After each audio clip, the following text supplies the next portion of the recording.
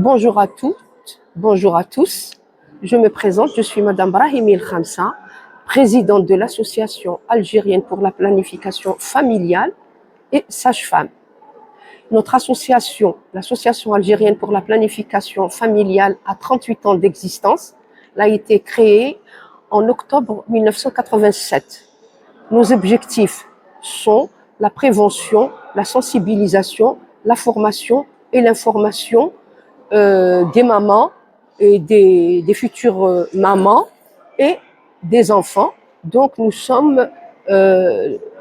c'est pour la préservation de la santé maternelle et infantile. Notre association est partenaire du ministère de la Santé. Nous avons 17 centres de référence qui ont été créés et il en reste encore 3 autres. Nous sommes versés dans la sensibilisation, la formation et l'information. Nous travaillons aussi avec le ministère des Affaires religieuses. Nous formons des morshidettes sur tout ce qui tourne autour de la santé reproductive. Pour ne pas laisser aux personnes pour compte, nous avons fait des formations sur la santé reproductive et sexuelle chez les non-voyants, donc avec le braille. Et nous faisons aussi la formation des malentendants sur la santé sexuelle et reproductive et la santé en général chez les jeunes, en langage des signes. Donc, il y a quelque chose qui me tient vraiment à cœur, c'est la dépression pré- et postnatale, qui est un tabou et on ne parle rarement que de cette dépression.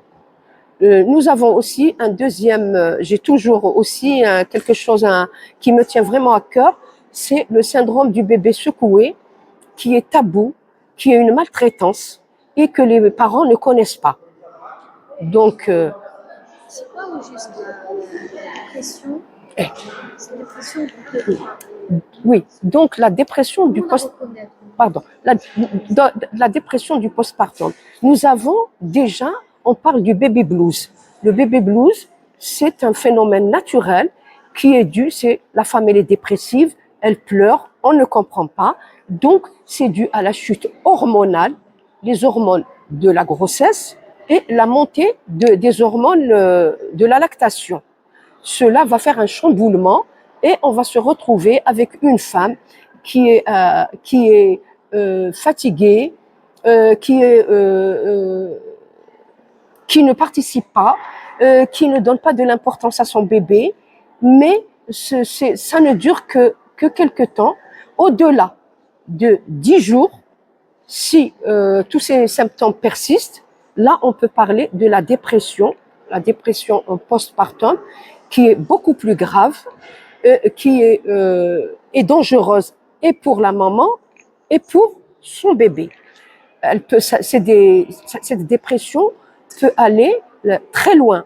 D'abord, quelques symptômes, la femme est dépressive, rien ne l'intéresse, l'enfant, elle ne s'occupe pas de son enfant, elle se laisse aller, c'est des pleurs, ça peut être la boulimie, ça peut être le contraire, ça peut être de l'hyperinsomnie, ça peut être aussi de la somnolence. Donc tous ces facteurs nous interpellent et nous devons prendre en compte tous ces symptômes. Si la dépression postpartum n'est pas prise en charge, donc je vous dis encore une fois, ça peut aller elle peut tuer son bébé, elle peut se suicider. Il faut alerter et l'orienter. Donc notre devoir, c'est de détecter le plus tôt possible tous ces symptômes et l'orienter. Après, si cette dépression n'est pas prise en charge, nous allons tomber dans la psychose puerpérale, qui est beaucoup plus dangereuse et qui n'est pas de notre domaine. C'est le domaine des psychologues, des psychiatres. Donc c'est la prise en charge des... Donc notre rôle, c'est de la sensibiliser, de détecter et de l'orienter avant qu'il y ait l'irréparable. Elle peut se défenestrer, elle peut faire du mal à son bébé. Alors dans la dépression, nous demandons aussi à la famille d'entourer cette nouvelle accouchée, c'est la fatigue, le stress, surtout chez les primipares, celles qui n'ont jamais accouché et que c'est le premier bébé. Donc, il y a un chamboulement dans sa vie privée. Et nous avons aussi, alors, il y a 16% de femmes accouchées qui font une dépression. Et nous avons aussi 1% de maris qui font une dépression. Pourquoi? D'abord, il y a le stress et puis l'arrivée qui va chambouler le lien affectif entre cette femme et son époux. Vient le perturbateur, le nouveau-né, et il y a des maris qui réagissent très mal et qui peuvent faire une dépression. Donc, d'où la vigilance et nous conseillons, nous avons demandé au ministère de la Santé de rajouter sur le carnet de maternité une consultation vers le 8e mois qui sera dédiée spécialement pour la dépression, pour expliquer ce qu'est la dépression. Et nous avons demandé aussi pour le ministère de la Santé de rajouter le syndrome du bébé secoué qui n'est pas connu ni des pédiatres ni du grand public. Vous m'avez parlé tout à l'heure et je vais parler maintenant aussi. Qu'est-ce que c'est que ce syndrome? Alors, le syndrome du bébé, je peux faire le geste, hein. Je peux vous filmer? Non. Je répète ma question. Qu'est-ce que c'est que le syndrome du bébé secoué? Le syndrome du bébé secoué, c'est la maltraitance d'un enfant sans le vouloir, hein. C'est-à-dire que, par exemple, un jeune couple qui vient d'avoir un bébé, le bébé, ils ne sont pas préparés. Donc, c'est pour ça que nous leur demandons à la préparation, à l'accouchement et à la venue de ce bébé. Les pleurs incessants d'un bébé. Un bébé le bébé a le droit de pleurer 3 heures par jour. Les parents n'étant pas préparés, voyant le bébé pleurer, alors on a beau changer la couche, on regarde s'il fait pas chaud dans la salle, dans la pièce, on lui donne son biberon ou on donne le sein et l'enfant continue à pleurer. Les parents exaspérés, dépassés parce qu'ils ne savent pas quoi faire, vont faire l'irréparable. Qu'est-ce que c'est que l'irréparable? L'irréparable, c'est la mère, elle a beau prendre le bébé dans les bras, essayer de le cajoler, rien n'y fait, l'enfant continue à pleurer. Donc, ne contrôlons pas sa colère, le geste à ne pas faire, c'est de tenir le bébé, les 2 mains derrière le dos, de le secouer. En secouant ce bébé, on explique que le cerveau du bébé est tout petit.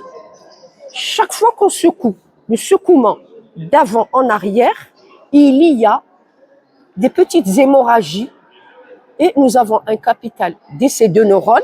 Si il y a une neurone touchée, c'est irréversible. Donc, chaque fois qu'on secoue ce bébé, il va y avoir des petites hémorragies. Plus le secouement est important, plus l'hémorragie est importante et plus le handicap est important. Donc, le handicap, ça peut aller de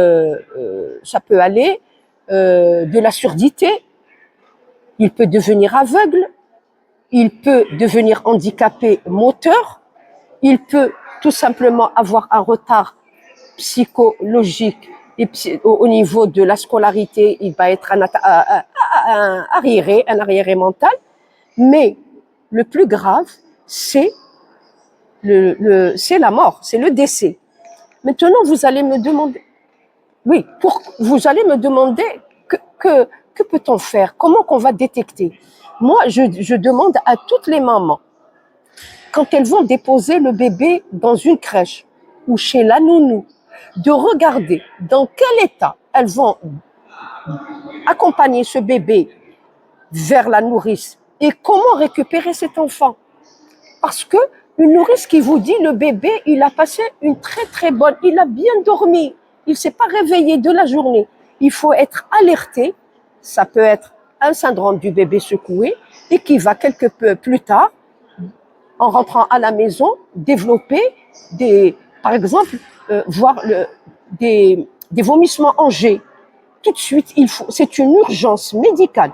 Il faut tout de suite prendre ce bébé, aller voir le médecin. Les médecins, comme ils ne sont pas préparés, ne connaissent pas, parce que il n'y a pas quelque chose de visible. Il n'y a ni bleu ni rien du tout. Ça se passe au niveau du cerveau. Donc après un examen poussé, il faut demander un scanner. Parfois, le scanner, on ne le trouve pas. Il faut faire une IRM. Et lorsque on fait une IRM ou un scanner, on découvre des petites hémorragies au niveau de la tête. Et c'est de là que le syndrome du bébé, c'est pour cela qu'on parle du syndrome du bébé secoué. Et c'est quelque chose d'irréversible. Les neurones touchés, le capital, on l'a. Une fois dans sa vie, on ne peut plus récupérer. Et c'est une charge très lourde, et pour la famille, parce que cet enfant va devenir handicapé pour la prise en charge familiale, et pour l'État, c'est une grosse prise en charge, et c'est malheureux pour un enfant qui vient au monde en parfaite santé, et un geste vraiment de colère fera de cet enfant un enfant handicapé.